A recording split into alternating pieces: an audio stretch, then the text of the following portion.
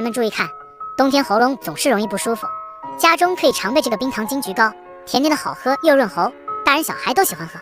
首先准备金桔，放1勺盐，加入清水，淘洗掉表皮脏东西，再用清水反复的清洗干净。控干水分后，把金桔切成薄片，再把金桔子去掉，不去籽会发苦。锅中无油，按1斤金桔1斤冰糖的比例，开小火不断的炒，很快金桔就变软出水了。继续小火慢炒，看到这里了，麻烦您帮忙双击屏幕给个小红心鼓励一下吧，您的支持就是我分享的动力，拜托您了。待金桔中的水分蒸发掉，金桔膏熬得越干，存储的时间就越长，像这样就可以了。趁热装进无油无水的容器中，冷藏保存即可。